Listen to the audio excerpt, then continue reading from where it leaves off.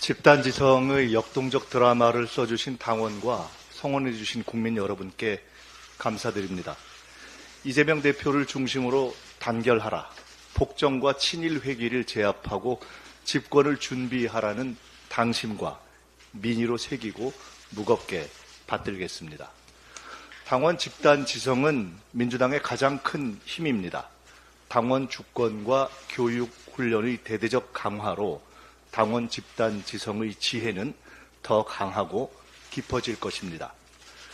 전당대회 기간 중 자임하고 약속드린 대로 집권과 성공적 국정 운영을 위한 당의 준비를 위해 전속력으로 뛰겠습니다.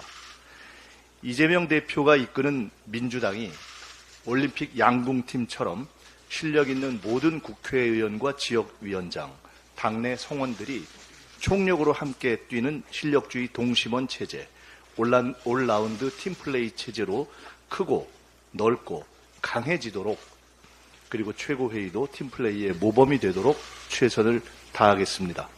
민생과 정치 현안 타결을 위해 이재명 대표께서 제안한 영수회담과 대표회담에 국민의힘 한동훈 대표와 신임 지도부가 진심으로 임해서 성과를 내고 국민의 기대에 답하시기를 희망합니다. 한 달간의 민주당 전국 당원대 대장정이 마무리되었습니다. 무더운 날씨에도 함께해 주신 당원 여러분들 그리고 국민 여러분께 진심으로 감사드립니다. 이재명 당대표님 그리고 함께 당선되신 우리 최고위원님들 모두 진심으로 축하드립니다.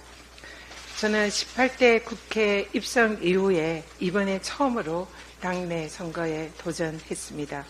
그 이유는 국민권익위원장 때 무도하고 불의한 윤석열 정권의 탄압을 직접 당하고 싸워 이기면서 그 과정에서 제가 목격한 윤석열 정부의 민낯을 보았기 때문입니다.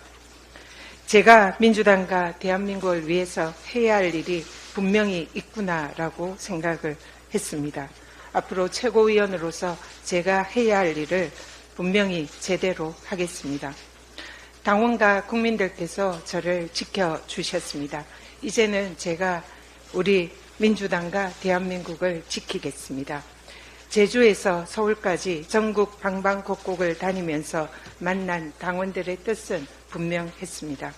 이재명 1기 지도부의 노력과 성과를 개성해서 당원이 진짜로 주인이 되는 그런 민주당을 만들어 달라. 윤석열 검찰 독재 정권과 더 가열차게 싸우고 이재명 대표 중심의 사기 민주정부 시대를 열어달라. 윤석열 정권과 더 지독하게 싸우겠습니다.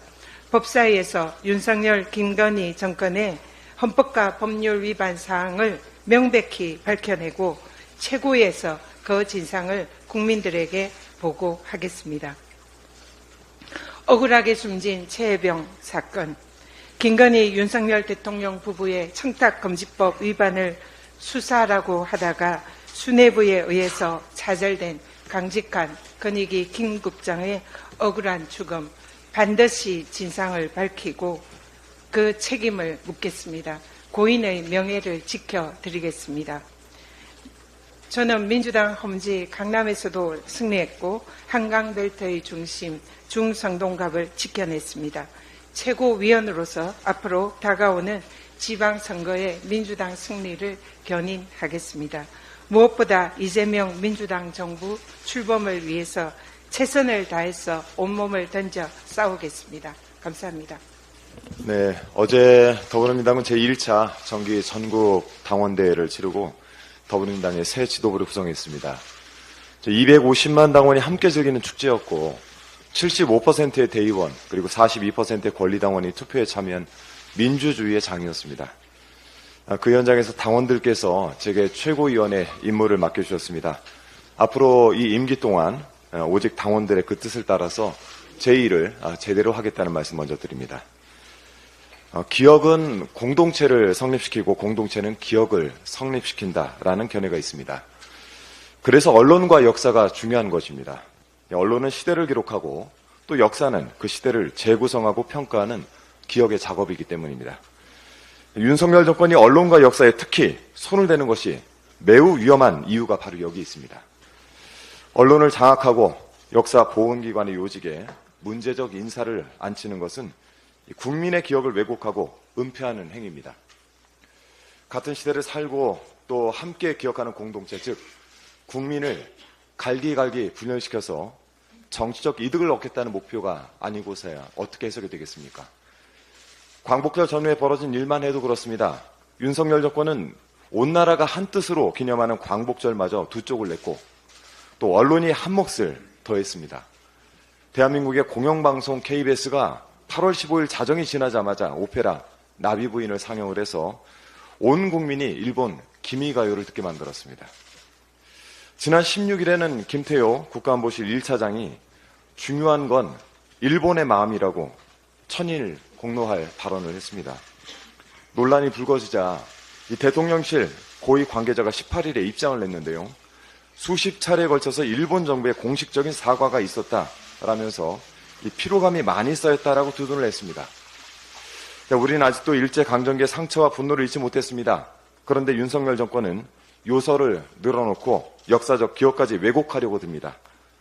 이래서 해야 되겠습니까?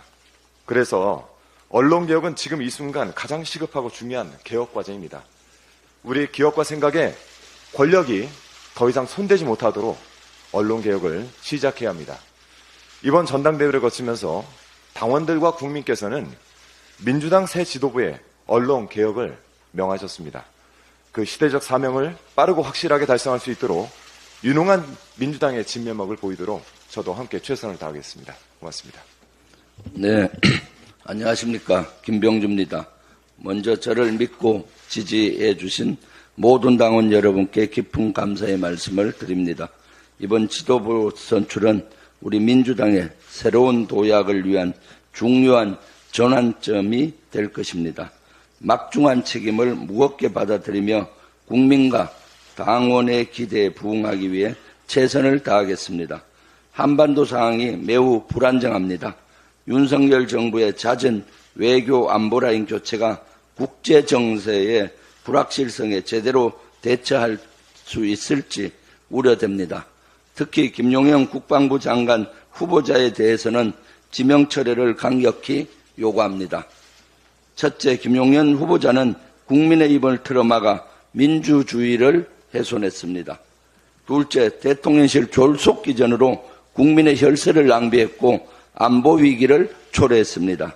셋째, 최혜병 외압 의혹의 핵심 관련자입니다. 수사사항에 따라 언제든 피의자로 전환될 수가 있습니다. 이런 사람이 국방부 장관을 맡으면 군령이 제대로 설지 의문입니다. 특히 이러다 탄핵 정국에 접어들면 박근혜 전 대통령처럼 무너지지 않고 군을 동원해 계엄령을 선포하는 건 아닌지 많은 국민들이 걱정하고 계십니다. 외교 안보와 관련한 또 다른 논란도 확산하고 있습니다. 중요한 건 일본의 마음이 이른바 중일마 발언이 파문을 일으키고 있습니다. 윤석열 대통령의 최측근이자 대통령실의 외교 1인자로 통하는 김태효 국가안보실 1차장이 한일 과거사 문제와 관련해 한 말입니다.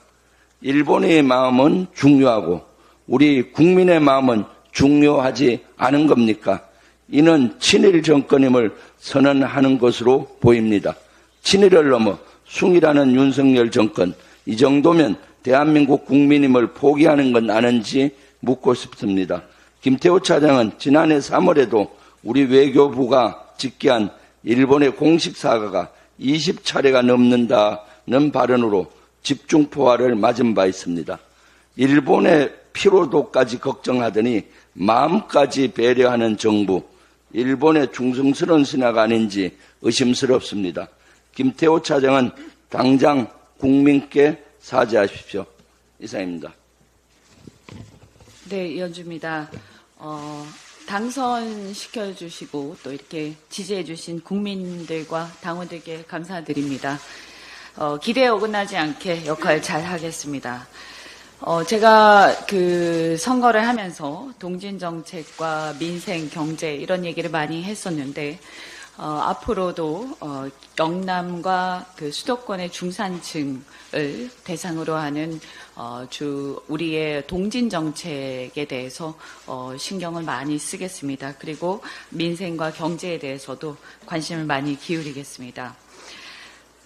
최혜병 특검과 관련해서 박찬대 원내대표께서 말씀하셨습니다만 한동훈 대표는 자꾸 말만 하지 말고 변죽만 올리지 말고 법안을 발의부터 하시기 바랍니다.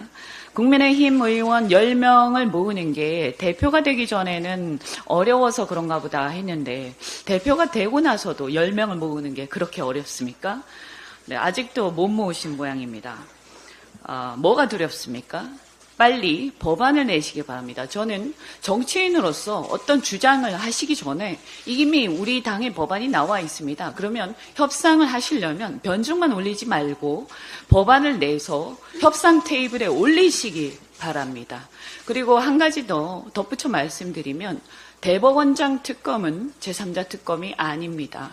왜냐하면 대법원장은 이 사건은 대통령이 피의자가 될 수도 있는 사건이기 때문에 대법원장은 대통령이 임명한 사람이고 결국은 셀프 특검이 될 수가 있습니다.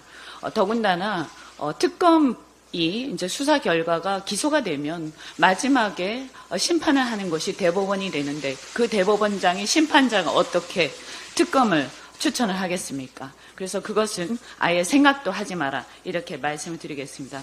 한 가지만 덧붙여 제가 TMF 사태와 관련해서 한 가지만 말씀드리겠습니다. 지금 이 TMF가 2조 가까이 피해액이 예상이 되고 있습니다. 당장 정산을 하지 못하면 줄도산이 이어질 걸로 생각이 되는데 지금 긴급 경영 안전 자금 이게 지금 심각한 문제입니다. 지금 금리가 합해가지고 3.5%에서 대출금리가 4% 넘게 되고 있고 보증료까지 합산하면 6% 가까이 됩니다. 저는 국가가요 금융당국하고 여러 정부 당국 그리고 지자체가 이 사태에 대해서 공동 책임이 있다고 생각을 합니다. 그럼에도 불구하고 도대체 이 사안을 가지고 우리 중소상공인들 그리고 기업들에 대해서 이 피해자들에 대해서 정부가 이자놀이를 하는 것인지 묻고 싶습니다. 당장 금리를 낮추고 정부의 책임을 여기에서 반영을 해서 무이자나 무이자에 가까운 상황으로 바꿔야 한다고 강력하게 주장하겠습니다.